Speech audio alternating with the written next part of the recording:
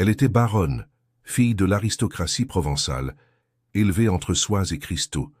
Mais quand les années passèrent et que son ventre resta vide, l'homme qui lui avait juré fidélité l'humilia de la manière la plus cruelle qu'on puisse imaginer. Par une nuit de 1856, le baron Auguste de La Roche-Bernard prit une décision qui choquerait toute la région de Provence. Il livrerait sa propre épouse à Benoît, un homme asservi sur ses terres, afin qu'il fasse ce que le baron n'avait pas réussi à faire, engendrer un héritier. Mais le destin avait d'autres plans, et ce qui se passa après cette nuit-là allait changer à jamais le sens de la famille, de l'honneur et de la rédemption dans la France impériale. Avant de poursuivre cette histoire incroyable, dites-moi de quelle ville vous regardez et quelle heure il est chez vous. Laissez un commentaire. Et si vous aimez les histoires émouvantes de la France coloniale avec des rebondissements surprenants et des fins heureuses, likez maintenant et abonnez-vous à la chaîne. Cette histoire vous laissera sans voix. Sur les terres fertiles de la région de Provence, où l'or ne brillait plus comme au temps glorieux, mais où la lavande promettait de nouvelles richesses, se dressait l'imposant domaine Sainte-Eulalie. C'était l'année 1856, et à l'intérieur de cette grande maison aux murs blancs et aux tuiles de terre cuite, vivait Béatrice de La Roche-Bernard, une femme de 26 ans, dont le nom résonnait dans les salons de la haute société provençale, mais dont le cœur portait un poids qu'aucun bijou ne pouvait alléger. Ses cheveux châtains foncés tombaient en boucles élaborées selon la mode de la cour. Ses robes venaient directement de Paris et ses manières étaient impeccables, comme il convenait à une baronne. Mais rien de tout cela n'avait plus d'importance, car Béatrice portait une marque invisible, que la société impériale considérait comme la pire de toutes les malédictions. Elle était stérile. Des années s'étaient écoulées depuis son mariage avec le baron Auguste de La Roche-Bernard, un homme de 40 ans au corps lent, aux moustaches fournies et aux yeux froids comme le marbre. Quand ils s'étaient mariés, elle n'avait que 18 ans, et il l'avait choisie non par amour, mais pour la pureté de sa lignée, fille du vicomte de la Tour d'Aigue, une alliance qui apporterait prestige et connexion politique. Les premières années, Auguste maintint les apparences, l'accompagnant au bal, aux messes dominicales dans la chapelle du domaine, aux soirées où l'élite terrienne discutait de l'avenir de l'Empire.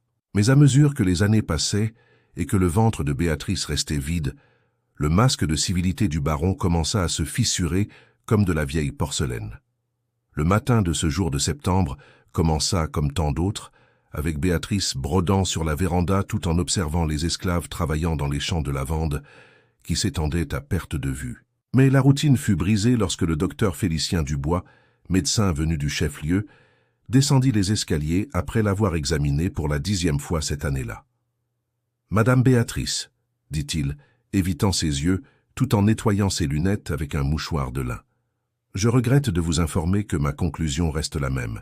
Il n'y a aucun espoir que vous puissiez concevoir. C'est une condition que la science médicale ne peut pas encore remédier. » Les mots tombèrent sur elle comme du plomb fondu, non parce qu'ils étaient nouveaux, mais parce qu'elle savait ce qui allait suivre. Le baron Auguste attendait dans le bureau, ce sanctuaire masculin décoré de trophées de chasse et de portraits d'empereurs. Lorsque le docteur confirma le diagnostic, Auguste ne regarda même pas Béatrice.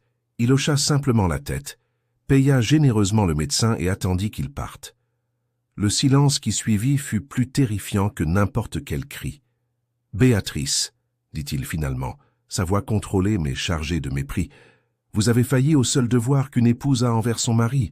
J'ai besoin d'un héritier. J'ai besoin de quelqu'un pour transmettre mon nom, mes terres, mon héritage. » Elle voulut dire qu'elle souffrait aussi, qu'elle ressentait aussi le vide de ne pas pouvoir donner la vie. Mais les mots moururent dans sa gorge quand elle vit la froideur absolue dans ses yeux. Les jours qui suivirent furent une descente aux enfers. Madame Gabrielle, la mère du baron, une dame de 65 ans, vêtue éternellement de noir depuis la mort de son mari, commença à faire des commentaires de plus en plus cruels pendant les dîners. « Un arbre qui ne donne pas de fruits doit être coupé », disait-elle, tandis que la servante noire servait le café. « Un homme d'importance ne peut pas gaspiller ses meilleures années avec une femme stérile. » Béatrice avalait chaque insulte en silence, les larmes ne coulant que lorsqu'elle était seule dans ses appartements, tandis que Firmini, sa servante de confiance, la consolait avec des mots doux et des tisanes apaisantes, mais la véritable humiliation était encore à venir. Par une nuit d'octobre, Alors que la pleine lune éclairait les champs de lavande comme de l'argent liquide, le baron Auguste fit appeler Béatrice à son bureau. Elle entra le cœur battant, pressentant que quelque chose de terrible était sur le point de se produire. Il était assis derrière la grande table en palissandre, un verre d'eau-de-vie à la main et une expression qu'elle n'avait jamais vue auparavant, un mélange de détermination et de quelque chose qui ressemblait à de la folie. « J'ai pris une décision », annonça-t-il sans préambule. « Vous me donnerez un héritier d'une manière ou d'une autre. » Béatrice sentit son sang se glacer. « De quoi parlez-vous, monsieur ?» demanda-t-elle d'une voix tremblante. Le baron se leva et se dirigea vers la fenêtre, observant les cases au loin, où de petits feux éclairèrent la nuit. « Benoît, dit-il, c'est l'homme noir le plus fort et le plus saint de ce domaine. Il a 30 ans, un corps robuste, et a déjà engendré 6 enfants avec différentes femmes dans les cases. Tous ont survécu, tous sont forts. » Le cœur de Béatrice commença à battre si fort qu'elle pensa qu'elle allait s'évanouir. « Vous ne pouvez pas suggérer. »« J'ordonne, » l'interrompit-il d'une voix d'acier. « Vous irez à cette case isolée au fond de la propriété. Benoît vous y attendra et vous ferez ce qui est nécessaire pour me donner un fils. S'il réussit ce que je n'ai pas réussi, qu'il en soit ainsi. Au moins, l'enfant portera mon nom, mon éducation, ma fortune. » Béatrice se retint à la chaise pour ne pas tomber. « C'est une abomination, » murmura-t-elle. « C'est contre toutes les lois de Dieu et des hommes. Dieu ne m'a pas donné de fils, » répondit Auguste avec amertume.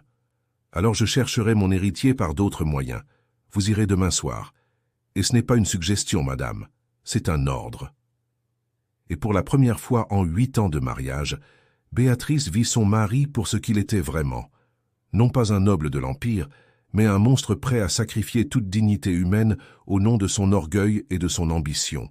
Ce que Béatrice ne savait pas, c'est que cet ordre cruel du baron allait déclencher une série d'événements qui transformeraient non seulement sa vie, mais aussi celle de Benoît. Un homme qui portait des secrets que personne sur le domaine n'imaginait. Des secrets qui changeraient tout. L'entrevue dans la case. Béatrice ne dormit pas cette nuit-là. Elle resta assise sur son lit à baldaquin, toujours vêtue de sa chemise de nuit en lin blanc brodé, regardant le crucifix d'argent qui pendait au mur de sa chambre. Elle pria jusqu'à ce que sa voix devienne rauque, demandant à Dieu d'intervenir, de changer le cœur de son mari, de faire n'importe quoi pour lui épargner cette humiliation suprême. Mais quand le soleil se leva sur les collines de Provence, peignant le ciel de tons orangés et rosés, elle sut qu'aucun miracle ne viendrait. Firminy entra apportant le petit déjeuner, mais ses yeux étaient rouges d'avoir tant pleuré. « Madame, » murmura la servante, posant le plateau sur la table, « j'ai entendu ce que le baron a ordonné. Tout le monde dans la grande maison le sait déjà. Mon cœur est brisé pour vous. » Béatrice serra la main de la femme qui l'avait servie depuis son arrivée au domaine en tant que jeune mariée. « Firminy, que dois-je faire? Comment survivre à cela ?» La servante lui serra la main avec force. « Vous êtes plus forte que vous ne le pensez, madame. Et il y a autre chose que vous devez savoir sur Benoît. Il n'est pas comme les autres. Il a de l'éducation, il sait lire et écrire. Il a été amené d'Afrique déjà adulte. On dit que là-bas, il était d'une famille noble, un prince de sa terre avant d'être capturé et vendu. » Béatrice leva les yeux, surprise. « Un prince ?» Firminy hocha la tête. « Il n'en parle jamais, mais les anciens des cases connaissent son histoire. Le baron l'a acheté il y a 10 ans lors d'une vente aux enchères à Paris. Il a payé une fortune pour lui, justement pour sa force et son intelligence. Benoît est contremaître des champs de lavande. Les autres esclaves le respectent non seulement pour son travail, mais pour sa dignité. » La journée s'étira comme une éternité. Béatrice ne put manger, ne put faire ses tâches habituelles. Elle erra simplement dans la grande maison comme un fantôme, tandis qu'elle sentait les regards pitoyables des servantes et les regards de mépris de Madame Gabrielle. Quand le soleil commença à se coucher, teignant tout de rouge sang, le baron Auguste apparut à la porte de ses appartements. « Il est temps, » dit-il froidement. « Allez-y maintenant et souvenez-vous, vous ne reviendrez pas dans cette maison tant que ce que j'ai ordonné ne sera pas accompli. » Les jambes tremblantes, Béatrice descendit les escaliers de la grande maison, enveloppée dans un châle sombre qui couvrait sa robe simple. Firminy l'accompagna à mi-chemin, où le sentier bifurquait vers les cases les plus éloignées. « À partir d'ici, vous devez y aller seul, » murmura la servante, l'embrassant fort. « mais sachez que je prierai pour vous toute la nuit. » La case isolée se trouvait au fond de la propriété, loin des regards curieux. C'était une petite construction en pisé, avec une seule pièce, normalement utilisée pour ranger des outils. Mais cette nuit-là, une lampe à huile brûlait à l'intérieur, projetant des ombres dansantes à travers les fentes de la porte en bois. Le cœur de Béatrice battait si fort qu'elle pouvait l'entendre dans ses oreilles. Chaque pas vers cette porte semblait une éternité. Quand elle atteignit enfin l'entrée, sa main tremblait tellement qu'elle put à peine pousser la porte. À l'intérieur, assis sur un tabouret bas, se trouvait Benoît. Il se leva immédiatement quand elle entra, et Béatrice fut choquée par ce qu'elle vit. Benoît était vraiment imposant, grand, avec des épaules larges et des muscles définis par le travail acharné dans les champs. Sa peau était noire comme de l'ébène poli et brillait à la lumière de la lampe. Mais ce qui la surprit le plus, ce furent ses yeux, des yeux intelligents, dignes et profondément tristes. Il ne la regarda pas avec luxure ou malice, mais avec quelque chose qui ressemblait à de la honte et de la compassion. « Baronne, » dit-il d'une voix profonde mais éduquée, dans un français parfait, avec seulement un léger accent qui trahissait ses origines africaines. « Je vous demande pardon pour ce qui est sur le point de se produire. Rien de tout cela n'est de votre faute, ni de la mienne, mais de l'homme cruel qui nous a mis dans cette situation. » Béatrice resta paralysée. Elle s'attendait à trouver un animal, comme son mari le lui avait fait croire. Mais là se tenait un homme parlant avec plus de noblesse et de compassion que le baron n'en avait jamais montré. « Vous savez lire et écrire ?» demanda-t-elle, sa voix sortant comme un murmure. Benoît hocha la tête. « Dans mon pays, j'étais Obafémi, fils de Loba, éduqué par des sages. J'ai appris 3 langues en plus de la mienne. J'ai connu la poésie, la philosophie, les histoires de mes ancêtres. Mais les marchands d'esclaves ne se soucient pas des titres quand il y a du profit à faire. J'ai été capturé pendant une guerre, enchaîné comme un animal, amené dans ce pays sur un navire, où la moitié d'entre nous mourut avant de revoir la terre. » Des larmes coulèrent sur le visage de Béatrice. Elle comprit alors qu'il y avait plus d'une victime dans cette situation obscène. « Asseyez-vous, baronne, » dit Benoît gentiment, indiquant le seul tabouret disponible tandis qu'il restait debout. « Nous devons parler avant toute chose. Je ne vous toucherai pas contre votre volonté. Peu importe ce que le baron a ordonné, je préférerais mourir sous les coups de fouet plutôt que de me rendre complice de cette cruauté. » Béatrice s'assit, tremblant non plus de peur, mais d'émotion face à cette rencontre inattendue avec une véritable humanité. « Mais si vous ne faites pas ce qu'il ordonne, » murmura-t-elle, « il va vous tuer. » Benoît sourit tristement. « Baronne, je suis déjà mort. Le jour où j'ai été enchaîné, le jour où j'ai vu ma famille pour la dernière fois, le jour où je suis devenu la propriété d'un autre homme, je suis mort. Ce qui reste n'est qu'un corps qui travaille, qui obéit, qui survit, mais mon esprit est déjà avec mes ancêtres. » Ces mots touchèrent quelque chose de profond dans l'âme de Béatrice. Elle aussi se sentait morte à l'intérieur. Elle aussi sentait que sa vie avait pris fin le jour où elle avait découvert qu'elle ne pourrait jamais avoir d'enfant. « 2 morts vivants, » murmura-t-elle, assis dans une case, victime de la cruauté et de l'orgueil d'un homme. Benoît s'agenouilla devant elle, ses yeux rencontrant les siens avec intensité. « Baronne, j'ai une proposition. Quelque chose qui peut nous sauver tous les deux et en même temps donner au baron exactement ce qu'il ne mérite pas. » Béatrice sécha ses larmes. « Que voulez-vous dire ?» Le plan que Benoît était sur le point de révéler était si audacieux, si impossible, qu'il changerait non seulement leur destin à tous les deux, mais celui de tous sur le domaine Sainte-Eulalie. Et le secret qu'il gardait sur sa véritable identité était sur le point d'éclater d'une manière que personne n'aurait jamais imaginée. Benoît se leva et se dirigea vers la petite fenêtre de la case, observant les étoiles qui commençaient à apparaître dans le ciel sombre de Provence. Quand il reprit la parole, sa voix portait le poids d'années d'observation et de planification silencieuse. « Baronne, je connais ce domaine mieux que le baron lui-même. Je connais chaque recoin, chaque secret, chaque mouvement des gens qui vivent ici, et il y a 3 ans, j'ai découvert quelque chose qui peut tout changer. » Béatrice se pencha en avant, son cœur s'accélérant avec un mélange de peur et d'espoir. « Qu'avez-vous découvert ?» Benoît s'assit sur le sol en terre battue, gardant une distance respectueuse. « Le baron Auguste a un fils. » Béatrice faillit tomber du tabouret. « Comment ça? Quel est cet absurde?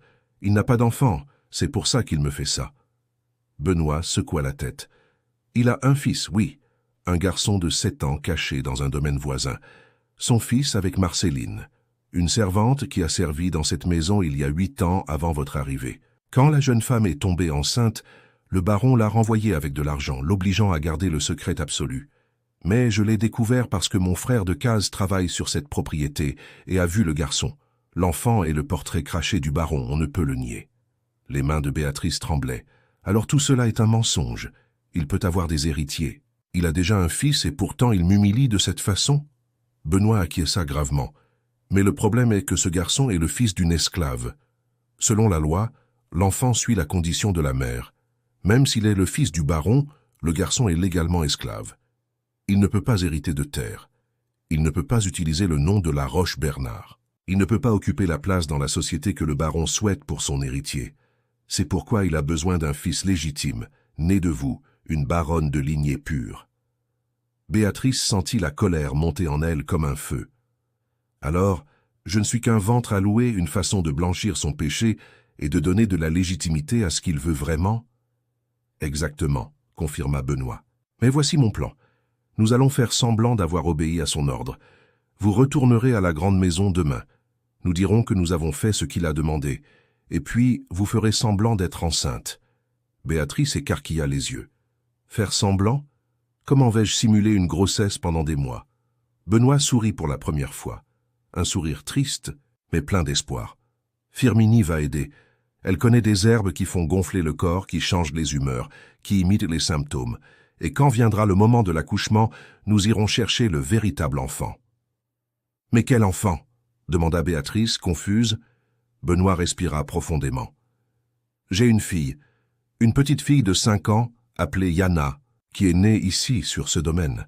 Sa mère, Joseph, est morte en donnant naissance à des jumeaux il y a 2 ans. Les garçons n'ont pas survécu, seule Yana. Elle vit dans la case sous la garde des femmes plus âgées. » Béatrice sentit son cœur se serrer. « Vous voulez que je fasse semblant que votre fille est la mienne ?» Benoît s'approcha, ses yeux brillants de larmes contenues. « Baronne, Yana est intelligente, belle, pleine de vie, mais elle est née esclave. Son avenir est de travailler sur ses terres jusqu'à sa mort, ou pire, d'être vendue quand le baron aura besoin d'argent. Mais si elle est élevée comme votre fille, comme héritière de ce domaine, elle aura une éducation, la liberté, la dignité, et vous aurez l'enfant que vous avez toujours voulu. » Béatrice se leva, marchant de long en large dans le petit espace. « Mais le baron va se rendre compte que l'enfant n'est pas le sien. Yana a votre peau, vos traits. » Benoît secoua la tête. « Ma mère était arabe, capturée lors d'une guerre avant ma naissance. Yana a hérité de sa peau plus claire. À 5 ans, nous pouvons dire qu'elle en a 2, qu'elle était née prématurée, petite. Les enfants changent beaucoup les premières années, et le baron prête rarement attention aux esclaves. Il n'a jamais vu Yana de près. » Béatrice s'arrêta, assimilant le plan audacieux. « Mais même si ça marche, même s'il y croit, qu'est-ce que ça résout?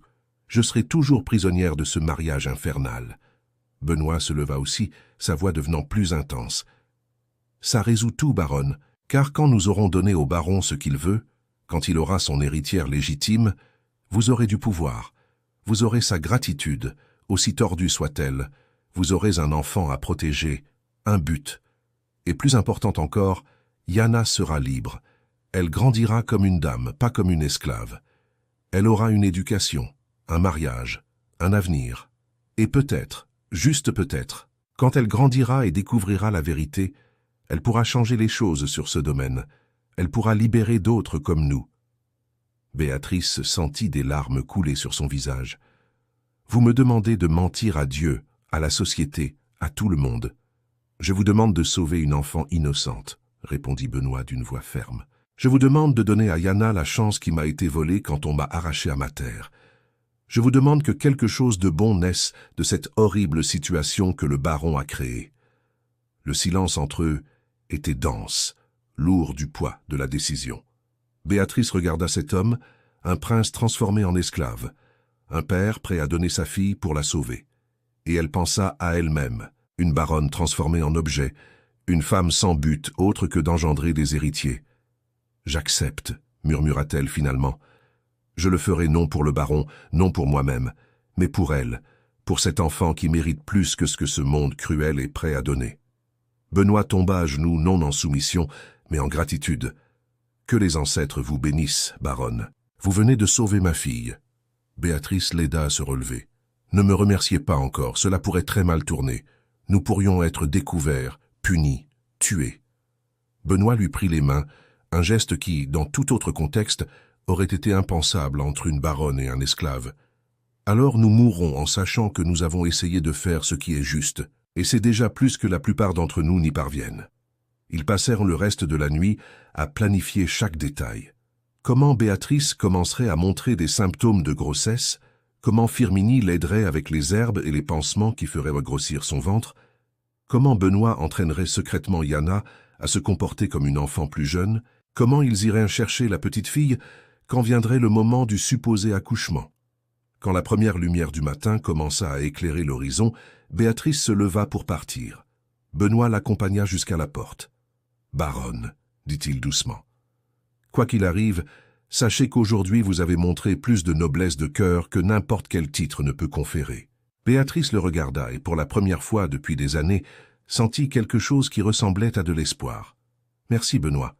Ou devrais-je dire, au bas Fémy, un jour, quand tout cela sera fini, je veux entendre les histoires de votre terre, de votre peuple, de qui vous étiez avant tout cela. » Il sourit tristement. « Et je veux les raconter à quelqu'un qui écoute vraiment. Allez-y maintenant avant que quelqu'un ne vous voie. » Mais ce qu'aucun des deux ne savait, c'est que quelqu'un avait été témoin de toute la conversation à travers les fentes de la case. Et cette personne avait ses propres plans qui mettraient tout en péril d'une manière que ni Béatrice ni Benoît ne pouvaient imaginer. Madame Gabrielle était cachée derrière un vieux chêne près de la case isolée. La vieille dame, insomniaque et pleine de curiosité morbide, avait suivi Béatrice la nuit précédente pour être témoin de son humiliation, mais ce qu'elle avait entendu à travers les fentes du mur en pisé n'était pas ce à quoi elle s'attendait. Elle avait entendu chaque mot du plan, chaque détail de la conspiration, chaque secret révélé. Et quand le soleil se leva, elle retourna à la grande maison avec un sourire cruel sur les lèvres. Elle avait enfin ce dont elle avait besoin, pour détruire cette belle fille qu'elle avait toujours méprisée. Mais Madame Gabrielle garda son secret, comme un serpent garde son venin, attendant le moment parfait pour attaquer. Pendant ce temps, Béatrice commença sa performance. 2 semaines après sa nuit dans la case, elle annonça pendant le petit déjeuner qu'elle ressentait des nausées. Firmini, complice parfaite, confirma que la baronne ne parvenait pas à retenir les aliments le matin. Le docteur Félicien fut appelé à nouveau et Firmini s'assura qu'il trouve tous les symptômes nécessaires pour confirmer une grossesse. « Vous êtes enceinte, madame », annonça le médecin avec une surprise sincère. « C'est un miracle de la médecine. » Le baron Auguste reçut la nouvelle avec une satisfaction obscène. « Vous voyez, dit-il à Béatrice devant tous les domestiques, je savais que le problème n'était pas le mien. Il suffisait de trouver la bonne solution. » Béatrice ravala sa colère et baissa les yeux avec soumission, jouant le rôle de l'épouse reconnaissante. Les mois s'écoulèrent lentement. Firmini préparait les pansements qui faisaient grossir progressivement le ventre de Béatrice. La baronne portait des robes de plus en plus amples, se déplaçait avec la prudence d'une femme enceinte, se plaignait de douleurs au dos et de pieds enflés. Pendant ce temps, dans les cases, Benoît préparait Yana à son nouveau destin. La petite fille était belle, avec une peau couleur cannelle claire, de grands yeux expressifs et des boucles noires qui brillaient au soleil. Benoît l'embrassait toutes les nuits, lui murmurant à l'oreille « Ma fille, tu vas dans un meilleur endroit. Tu seras une grande dame, tu auras une éducation, tu seras libre. Mais n'oublie jamais qui tu es, n'oublie jamais ton peuple, n'oublie jamais qu'il y en a d'autres comme toi qui auront besoin de ton aide quand tu grandiras. » Yana, même à seulement 5 ans, semblait comprendre l'importance de cela. « Je te rendrai fier, papa », promettait-elle de sa douce voix. Quand Béatrice atteignit ce qui aurait été le 9e mois de sa fausse grossesse, le moment le plus dangereux du plan arriva. Par une nuit orageuse de juin, Béatrice commença à crier que les douleurs de l'accouchement avaient recommencé. Firmini courut dans la grande maison, avertissant tout le monde. Elle fit chercher la sage-femme du domaine, mais s'assura que seule elle reste dans la chambre avec la baronne. À l'intérieur, il n'y avait pas d'accouchement, seulement Béatrice allongée sur le lit, tandis que Firmini préparait tout pour l'arrivée de l'enfant. Benoît attendait à l'arrière de la grande maison avec Yana, enveloppée dans des couvertures propres. La sage-femme, Madame Jacinthe, une femme âgée et à moitié sourde, fut stratégiquement laissé dans l'antichambre, tandis que Firmini était censé assister à l'accouchement dans la chambre intérieure. En réalité, Benoît était entré par la fenêtre arrière avec Yana. La petite fille était effrayée, mais obéissante. Firmini salit rapidement l'enfant avec du sang de poulet mélangé à de l'eau, fit pleurer Yana en la pinçant légèrement, puis ouvrit les portes en criant « C'est une fille. La baronne a eu une fille. » Madame Jacinthe entra en titubant, vit l'enfant dans les bras de Béatrice, entendit les pleurs et, sans examiner de trop près, à cause de sa mauvaise vue, confirma que, oui, c'était une nouveau-née. Le baron Auguste entra dans la chambre avec une satisfaction évidente. « Enfin !» murmura-t-il, regardant l'enfant que Béatrice tenait contre sa poitrine. « J'ai enfin mon héritière légitime. Comment allez-vous l'appeler » Béatrice regarda la petite fille, dont les yeux intelligents l'observaient avec un mélange de peur et de confiance. « Eulalie, répondit-elle, le nom de la sainte patronne de ce domaine, Eulalie de la Roche-Bernard. » Et à ce moment-là, en serrant cet enfant contre son cœur, Béatrice ressentit quelque chose qu'elle n'avait jamais éprouvé, un véritable amour maternel. Peu importait que Yana ne soit pas née de son ventre, elle était sa fille maintenant, et elle la protégerait de sa propre vie. Mais du couloir, observant tout avec des yeux pleins de malice, Madame Gabrielle attendait. 3 jours plus tard, alors que la grande maison célébrait la naissance de l'héritière par un banquet pour les propriétaires terriens voisins, la vieille dame demanda à parler en privé à son fils. « Auguste, commença-t-elle avec du venin dans la voix, je dois vous dire quelque chose à propos de votre fille. Elle n'est pas votre fille, c'est la fille de l'homme noir Benoît, une petite esclave que votre épouse essaie de faire passer pour votre héritière légitime. » Le baron Auguste devint livide. « Que dites-vous, mère? C'est de la folie. » Madame Gabrielle raconta tout ce qu'elle avait entendu cette nuit-là dans la case. Chaque mot du plan, chaque détail de la conspiration. Le baron se leva, tremblant de rage, son visage rouge comme une braise. « Je vais tuer cette femme. Je vais tuer cet homme noir. Je vais fouetter tous les esclaves de ce domaine jusqu'à ce que je découvre qui d'autre était au courant. » Mais avant qu'il ne puisse quitter le bureau, la porte s'ouvrit violemment. C'était Firmini, suivi de 6 autres esclaves de la grande maison, tous portant des documents. « Monsieur le baron, » dit Firmini avec un courage qui surprit tout le monde, « vous devez savoir une chose avant de faire une folie. Nous savons pour votre fils avec Marceline. Nous savons où il se trouve. Nous savons que vous avez payé de l'argent pour garder le secret. » Le baron pâlit. « Comment ?»« Nous avons des preuves, » continua Firmini, posant les papiers sur la table. « Vos lettres à Marceline, des reçus de paiement, des témoins qui ont vu le garçon et confirment qu'il est votre portrait craché. Si vous exposez la farce de la baronne, nous exposerons la vôtre.